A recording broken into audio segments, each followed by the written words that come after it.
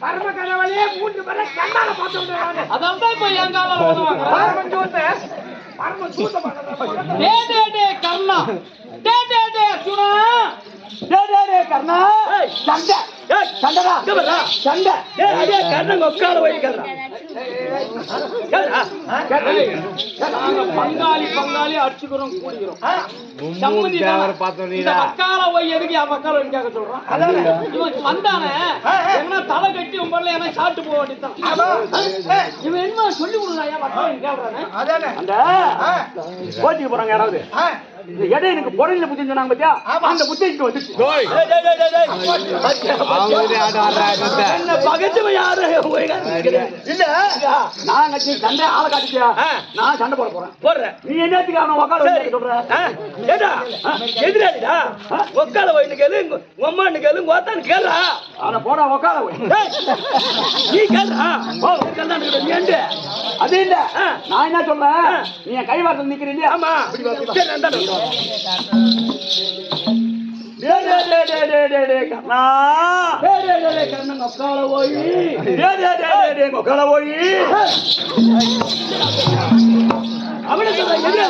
இந்த கையில கத்திருந்தா மேல தப்பு கிடையாது. அவன் கேட்க கேட்க வாங்கி வாங்கி ருசி கட்டான். எப்ப வேணாலும் கேட்பான் அம்மாட்ல வாங்கிட்டு இருப்பான். எதுக்கு சண்டை சண்டை சண்டைக்கா சண்டை சண்டைக்கார வந்துக்கிறேன் அப்புறம் சண்டைக்கு வந்து பயந்து ஓடினோம் அந்த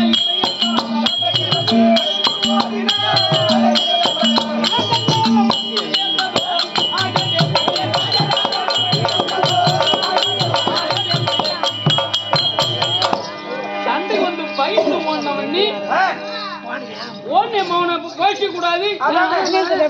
கையால இது இருக்கு. ஆமா ஆமா நானா பயந்து போற ஆளு என் கூட யாரு இருக்காங்க தெரியுமா? என் கூட யாரு இருக்காங்க தெரியுமா? இந்த அண்டம் அளந்திடும் அதிமாயன் இருக்கே ஆடாதே கர்ணா இந்த அண்டம் அளந்திடும் அதிமாயன் இருக்கே ஆடாதே கர்ணா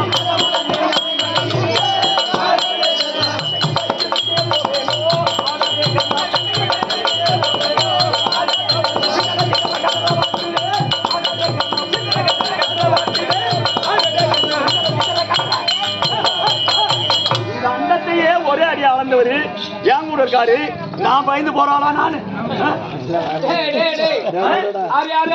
இந்த அண்டத்தையே ஒரு அடியா இழந்த மாயவன் இருக்கின்றார். அவர் மயில புடுங்க போறாரு. அதுதான் பாப்பேன். அவரு தெம்பல பேசுறே நீ சொல்ற வார்த்தை எப்படி தெரியுமா? இந்த பெண்டுகள் மெச்சிடும்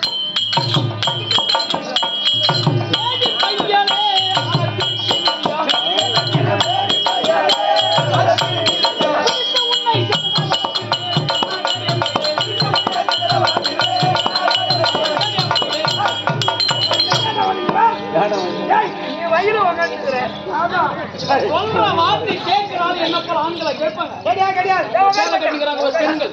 இந்த பெண்களை தான் இவன் வார்த்தை கேட்கறவங்க. அவர் வர வயலே துரியோதன எம்பகாரி நான் அவனுக்கு பங்காளி. நாங்க 2 பேரும் அடிச்சுடுவோம். நாளைக்கு அவன் சத்தா நான் தலை கட்டுவேன். நான் சத்தா அவன் தலை கட்டுவான். நீ யாரு? நீ கட்சிக்கு போகணும் தூள பொங்க போறணும். நீ இப்ப எதுக்கு வந்து தெரியுமா சண்டைக்கு? எதுக்காக வந்துக்கிற? பிடி பிண்டத்துக்காக சண்டைக்கு வந்தாயோ ஆடலே கண்ணா சண்டைக்கு வந்தாயோ ஆடலே கண்ணா பிண்டத்துக்காக சண்டைக்கு வந்தாயோ ஆடலே கண்ணா சண்டைக்கு வந்தாயோ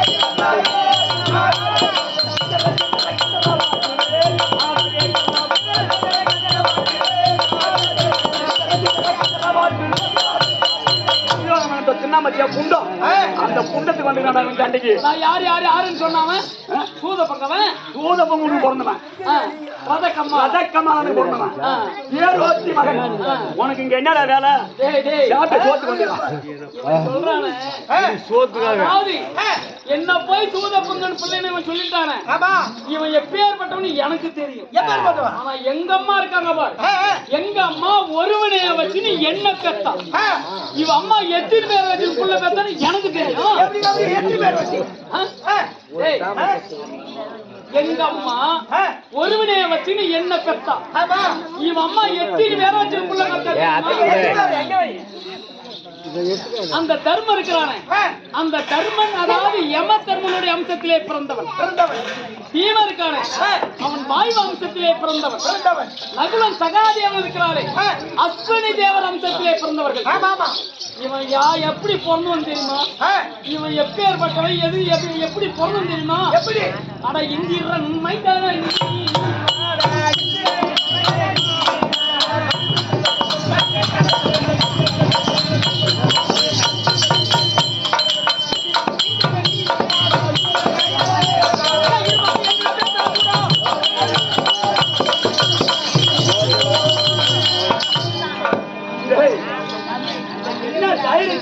தெரியுமா அதாவது இவன் எந்த தைரியத்தை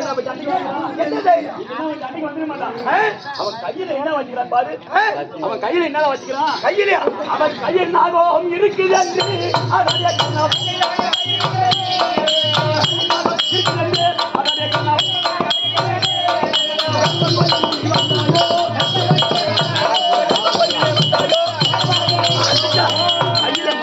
சொல்லி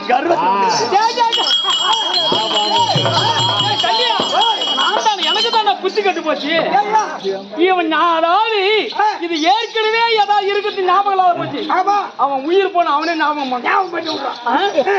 பண்றான்டா அதனால இந்த நாகேந்திரத்தை விட்டா அவன் சிறுத்தை கொண்டு வந்து அவனுக்கு ஆள் இருக்கிறான் ஆமா அந்த நாகேந்திரனை எப்படி விடுறதா இருக்கிற குறி நான் என்ன சொல்றேன் அவன் கழுத்துக்கு நேரா குறி வச்சுன்னு வச்சுக்கோ திருன்னு கொண்டு வந்துட மாட்டான் அப்படி விடாத நான் சொல்ற மாதிரி இருக்காது அதாவது நாசிக்கும் மார்புக்கும் மத்தியில விட்டு வேணாம் மார்புக்கும் நாசிக்கும் ஆமா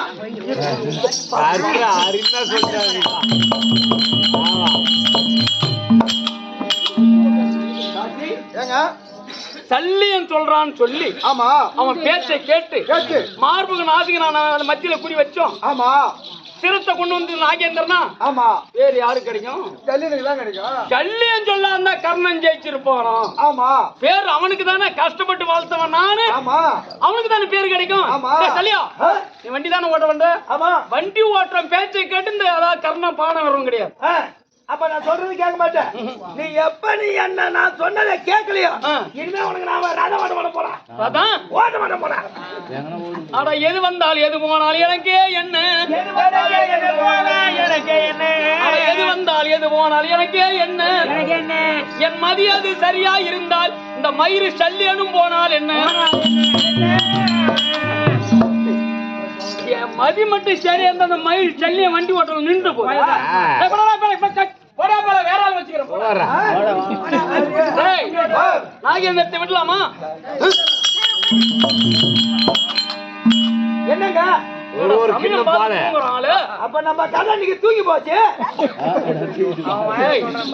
தூங்குனா என்ன தட்டி எழுப்பி விட்டா போது அப்ப அங்க ரவ பால அன்பு கண்ணு என்னிடல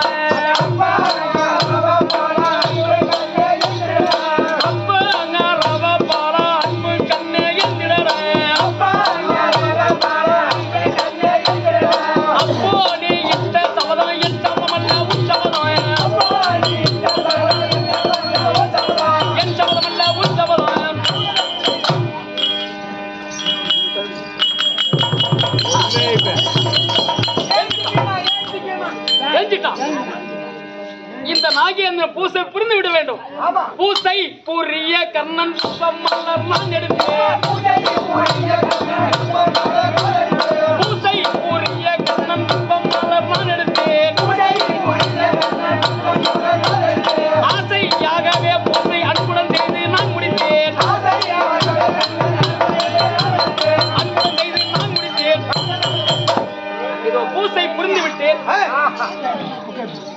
எடுத்து விடலாமா? சொந்தம் என்றாங்க தூங்கி வருகிறேன்.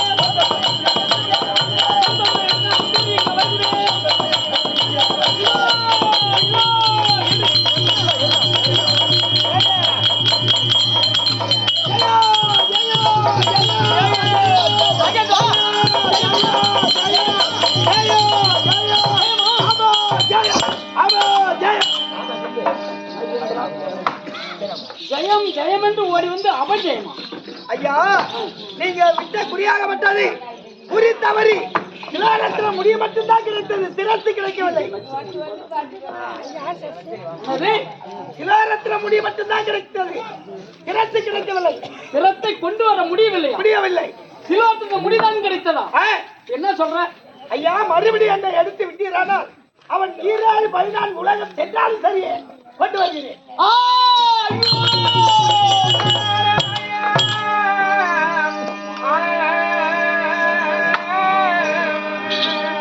தொட்டால் எனக்கு தோசம்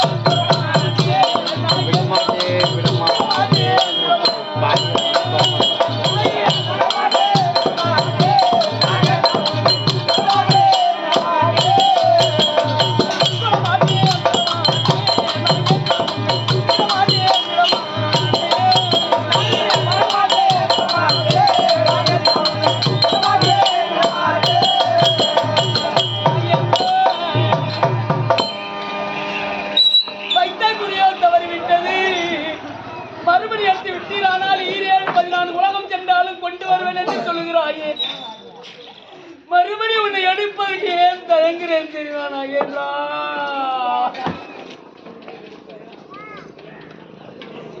அங்கு தேசத்தை நான் ஆண்டு வருகின்ற சமயத்திலே என் தாயை பார்க்க வேண்டிய எண்ணத்திலே என் தாயை யார் கண்டுபிடித்துக் கொடுக்கிறார்களோ என் நாட்டிலே பெருதுவாதி தருகிறேன் என்று, அதாவது படதாச்சு வச்சிருக்கேன் நாகேந்திரா. பாசி ஆடும்போது அப்படி அதாவது வரலாற்று வைத்திருந்த உடனே எத்தனையோ பெண்கள் ஓடி வந்தார்கள். நான் தானே ஒரு தாய் என்று ஓடி வந்தார்கள். என்னை பெற்றாலே என் தாயாய் இருக்கும்படியான குந்தாதேவி ஆத்திலே எடுத்து விடுகின்ற சமயத்திலே அக்கினி வஸ்திரத்தை கீழே போட்டு அது மேலே என்னை பாராது கடத்தி அனுப்பி வைத்தார் அல்லவா? அந்த அக்கினி வச்ச பத்திரமா வச்ச நாகேந்திரா. அவர்கிட்ட சத்தியத்தை வாய்ந்துங்க. எப்போது அதாவது பெண்கள் எல்லாம் ஓடி வந்து நான் தானடா கர்ணா உண்டாய் என்று பொய் சொன்னார்களோ அந்த அக்கினி வஸ்திரத்தை அந்த பெண் மேலே போட்ட உடனே அத்தனை பேரும் போய் சொல்ல 10 இருந்த மலை போல குவிந்து விட்டார் நாகேந்திரா. கடைசி நேரத்திலே என்னை பெற்றாலே என் தாயா இருக்கும்படியே குந்தாதேவி நான் தானடா மகனே உன் தாய் என்று ஓடி வந்தார். பழக்கம் போல் அக்கினி வஸ்திரத்தை என் தாய் மேலே போட்ட உடனே என் தாயினுடைய ஸ்தலத்திலே பால் சுரிஞ்சனாக என்றா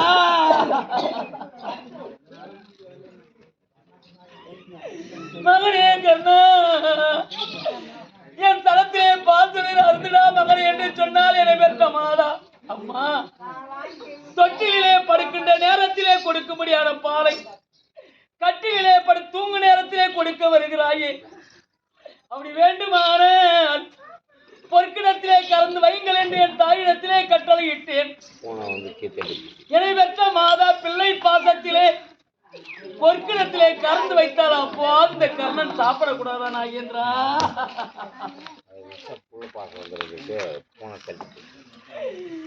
ஜலத்திலே சென்று குளித்துட்டு வரலாம் என்ற நேரத்திலே நான் குளித்துட்டு வருவதற்குள்ளாக ஒரு கரும் பூனையால் அந்த பாலை உருட்டி விட்டு விட்டு என்ன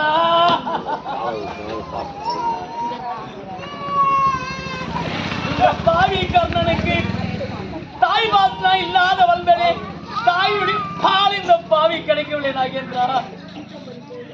அம்மா ஏனம்மா என்ன தேடி வந்தா என்று கேட்ட உடனே மகனே கர்ணா எனக்கு 2 வர வேண்டும் என்ற இடத்திலே சத்தியம் கேட்டால் என்னம்மா 2 வர வேண்டும் கேட்கும் போது உன் கரத்திலே இருக்க முடியாத நாகக்கணையை ஒரு கணக்கு மேல் மறுக்கணை எடுக்க கூடாது சத்தியம் வாங்கி விட்டான் நாகேந்திரா.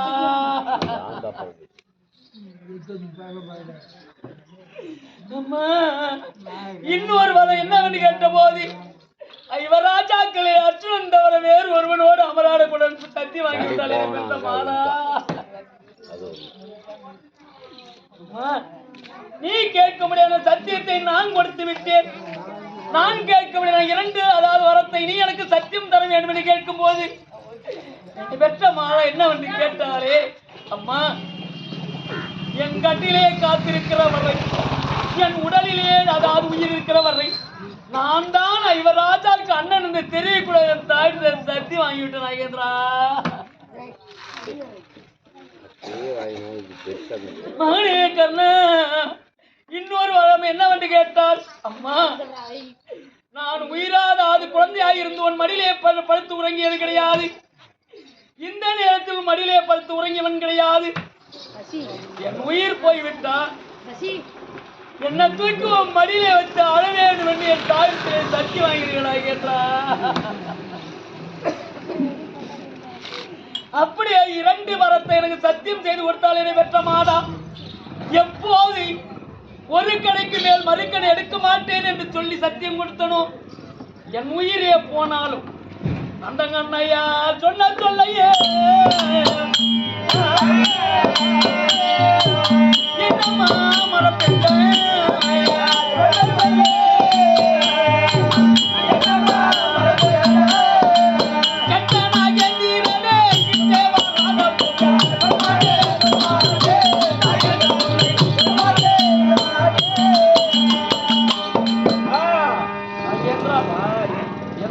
வாக்கு கொடுத்து விட்டேன். என் உயிரே போனாலும் ஒரு கணைக்கு மேல் மறுக்கணை எடுக்கவே மாட்டேன். மறுபடியும் என்ன எடுத்து விட மாட்டேன். அப்படியானா பால் குடித்த வீட்டுக்கு நான் பணம் வைக்க மாட்டேன். அதாவது ஒரு நாளைக்கு 60 பொறுக்கின்ற பாலை கொடுத்திருக்கிறேன். அப்படி என்ன விடவில்லை என்றால் நான் ஒரு தேர்தட்டிலே அடித்து மாண்டு போறப்போ காலமெல்லாம் கையை அதாவது காலமெல்லாம் என் கரத்தில் இருந்த நாகேந்திரன் போய்விட்டான். எனக்கு ரதம் ஓட்டின சல்லியனும் போய்விட்டால் என்ன செய்வது? நான் ஏறி வந்த ரதம் இருக்கிறது. அந்த ரத உருளை கைட்டு உருளையாட்டி இவன் ரதம் உள்ள தாங்க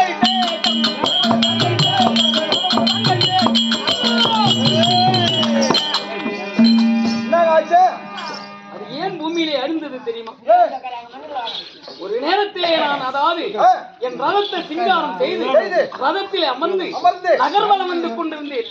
வரும்போது என் ரதமாகப்பட்டது அகஸ்தியருடைய ஆசிரமம் அருகாமலே வந்தது. அந்த ஆசிரியர் எனக்கு 6ஆம் பசுனுடைய கன்று ஓடி வந்து என் ரதத்திலே அகப்பட்டு இறந்து விட்டது. அந்த காராம்ப சென்று அகஸ்தியரை முறையிட அகஸ்தியர் ஓடி வந்து கர்ணா என் கன்றை கொண்டு விட்டாயே நியாயம் என்று கேட்டார். ஐயா தும்முகள் என் கண்ணை மறைத்து விட்டது. கன்றை கொண்டதற்கு தெரியாது. ஒரு கன்று போனால் என்ன 1000 பசுகன்றை கொடுக்கிறேன்னு சொல்லி பார்த்தேன். நீ 1000 பசுகன்று கொடுத்தாலும் என் ஒரு பசுகன்று ஈடாகாது. எப்போ அதாவது ரதத்தில் அகப்பட்டு இருந்ததோ சரியான அமரிலே இந்த ரதமாகப்பட்டது பூமியில அழிந்து விடுகிற சாபத்தை கொடுத்தார். அதாவது அகஸ்தியர் சாபத்தினோ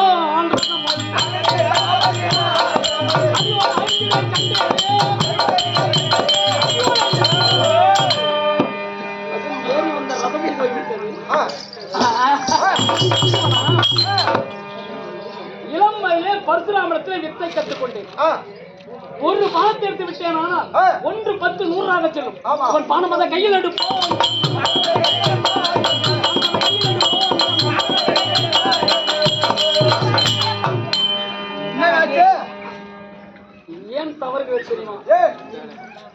காசி நாட்டை ஆண்டபடியான காசிராசனுக்கு அம்பாள், அம்பிகை, அம்பாள் என்ற 3 பெண். ஆமா. 3 பெண்ணும் ஒருவனை திருமணம் முடிக்குவது இச்சாத்துணை ஏற்படுத்தினார்கள். அந்த நேரத்திலே நிருபம் எழுதுகின்ற சமயம் அஸ்தாபத்தை ஆண்டு வந்த ஒரு வீட்பாச்சாரி இவருக்கு நிருபம் வரவில்லை. அந்த நாட்டுக்கு நிருபத்தை அனுப்பிவிட்டார்கள். இந்த சமாச்சாரம் வீட்டுக்கு சென்று அவர் தம்பியார்கள் விசித்திரவோடு அந்த அதாவது இச்சாத்துறை சென்று அமர்ந்தார். அமர்ந்தவுடனே 3 பெண்கள் அந்த அதாவது விசித்திரவின் மேல் மாலை போட்டார்கள். போட்ட உடனே அழைத்து கொண்டு வந்தார்கள். வரும்போது அம்பாளுக்கு தாய் மாமனார் கூடிய சாலுவன் அடிப்பாவி சண்டாளி சரியான சத்திர குலத்திலே பிறந்திருந்தார். சத்திர மாலையிட்டு சந்தோஷப்பட்டு இருப்பேன். செம்பட ஜாதி, ஈவான ஜாதி அங்க போய் மாலையிட்டு உடனே அதாவது கேவலமா அதாவது வீட்பாச்சாரியர் சொல்ல இது அம்பாள் காதிலே விழ எப்போது நம்ம அதாவது ஒரு நாட்டுக்கு மன்னனாக காசி நாட்டுக்கு மன்னனுடைய பிள்ளையா இருந்து ஈவான குலத்தன் அதாவது மாலையிட்டுமே இனிமே அந்த வாழ்க்கை தேவையில்லை என்று அம்பாள் இறங்கி சென்று விட அம்பிகை அம்பாளைக்கும் விசித்திரவனுக்கு திருமணம் முடித்தார் விஸ்வாச்சாரி. அம்பாள் சென்று தந்தையிடம் முறையிட அம்மா நான் சொன்னால் அவர் கேட்க மாட்டார். அவர் குருவா இருக்கக்கூடிய பரசுராமர் இருக்கிறார். அங்கே சென்று முறையிட சொல்ல பரசுராமரத்திலே அதாவது அம்பாள் முறையிட பரசுராமர் ஓடி வந்து விஸ்வா நான் உனக்கு குரு என் வார்த்தையை கேள். அதனாலே அந்த பெண்ணை அம்பாளை திருமணம் முடியும் என்று சொன்னார். பார்த்தார் அதாவது வீட்பாச்சாரி குரு என்று பார்க்கிறேன். நான் வீட்பம் தரித்தவன் எந்த பெண்ணை ஏறெடுத்து பார்க்க மாட்டேன் வேண்டாம் என்று சொல்ல இருவருக்கு அமர் ஏற்பட 18 நாள் அமர் ஆடினார்கள். இந்த 18 நாள் அமரிலே கடைசி நேரத்திலே கோபம் வந்து வீட்பாச்சாரி கருத்து வாழை எடுத்து பரசுராமர் கால் கரத்தை வெட்டி விட்டார்.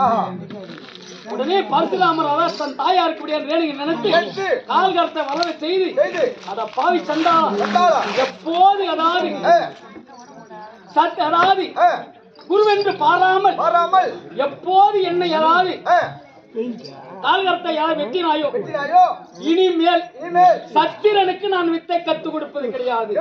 சத்திரனை வித்தை கத்துக் கொடுத்ததால என்னை விட்டு விட்டார். கத்துக் கொடுக்க மாட்டேன் அப்படி என்று இமயம் அல்ல தவம் செய்து கொண்டிருந்தார். அந்த சமயம் இந்த சமாச்சாரம் எனக்கு தெரிந்தது. நாம சத்தியனா சென்றால் வித்தை கத்து தர மாட்டார் என்று உருவத்தை மாற்றி ஏழை பிராமணாக சென்று ஒரு ஏழை பிராமணர் எனக்கு வித்தையை கத்து கொடுங்கள் என்று அவர் என்ன நம்பி பிராமணன் என்று நம்பி வித்தையை கத்து கொடுத்து கொண்டிருந்தார். ஒரு நாள் அவருக்கு தூக்கம் வந்து விட்டது. என் வலது தொடைய தலை வைத்து தூங்கிக் கொண்டிருந்தார். ஒரு ரத்தவாட புழுவாகப்பட்டது என் தொடையை துளைத்தது. உதிரம் பெருகியது. நான் என்ன நினைக்கிறேன் தொடையை அசைக்கி விட்டார் நித்திரபங்கு வந்துருமோ அப்படி என்று தொடைய அசங்காமலே இருந்தேன். அந்த அதாவது உதிரமாகப்பட்டது பரசுராமன் முதலே சில்லென்று பாய திடீரென்று எழுந்துச்சு பாவி சண்டாளா அதாவது பாப்பானா இருந்தால் இந்த ரத்தத்தை பார்த்து காதவனி ஓடி இருப்பான். சத்திரனா ரத்தத்தை பார்த்தா நிப்பான். நீ சத்திரியன் பாப்பா இல்ல. பொய் சொல்லி இனத்தை வித்தை கத்துக்கொண்டாய். எப்போது பொய் சொல்லி வித்தை கத்துக்கொண்டாயோ சரியான அமரிலே கத்து கொடுத்த வித்தையாகப்பட்டது உதவபுரன் சாபத்தை கொடுத்தார் பரசுராமர். அந்த பரசுராமர் சாபத்தின்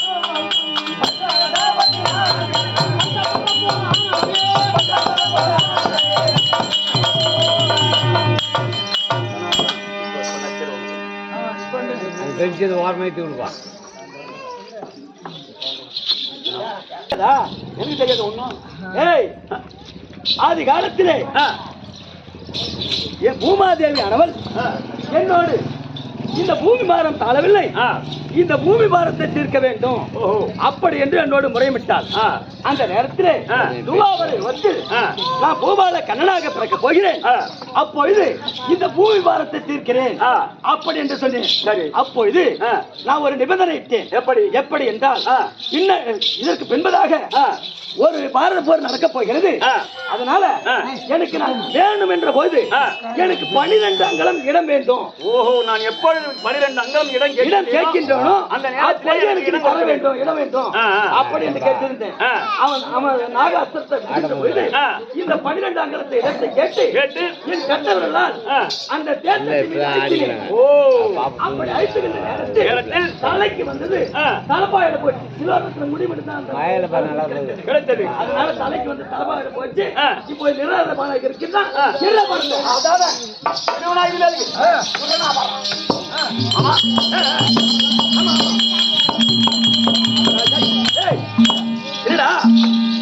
இல்லடா எப்பேற்பட்ட ஆளு? எப்பேற்பட்ட ஆளு? சத்திரியன் முன்ன வச்ச கால பின்னால வைக்காத ஆளு. என்ன போய் கையில ஆயுதம் இல்லாத நிறைய பாடியா இருக்கான். அவனை போய் பானம் போட்டுட்டு போய் நான் இங்க வரேங்க. உன்னுடைய மகன் அபிமன்னன் 13ஆம் நாள் அவர்களிடத்தில் கைவேறு கால்வேறு ஆமா முண்டவேறு சிரமேறு துண்டு துண்டாக நறுக்கி போட்டார்களே. ஆமா அதில் இவனும் ஒரு ஆள். ஓ புரியுதா? அந்த நேரத்தில் இவனும் ஒரு ஆளு. ஒரு சொத்தமில்லாயிலும் கொடு என்று கேட்டான். ஆமா, யாரும் கொடுக்காமல் நிராயுதபாணியான் என்று விட்டான். நின்று விட்டான். கை வேறு கால் வேறு துண்டு துண்டாக நறுக்கி போட்டாங்க. அதை மனதில் நினைச்சு போடுற பணத்தை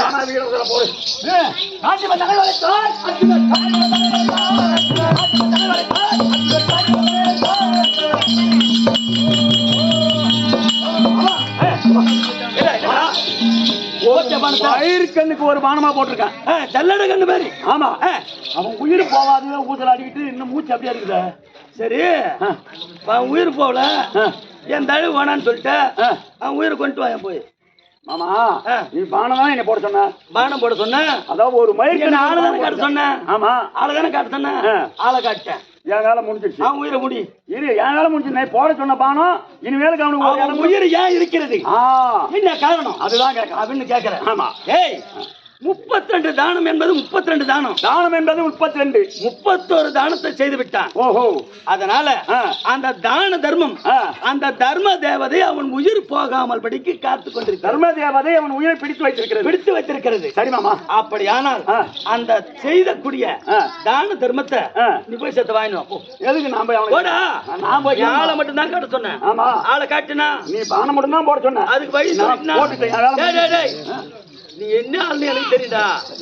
புரியுதா? சரி மாமா. சரி, முடிஞ்சது. இனிமேலு நீ உன் வேலை என்னமோ அதை முடிச்சிட்டு வா. நான் கிளம்புறேன். அந்த கஞ்சி கட்ட வார்த்தையா அந்த சேத வச்சிருக்கேன்.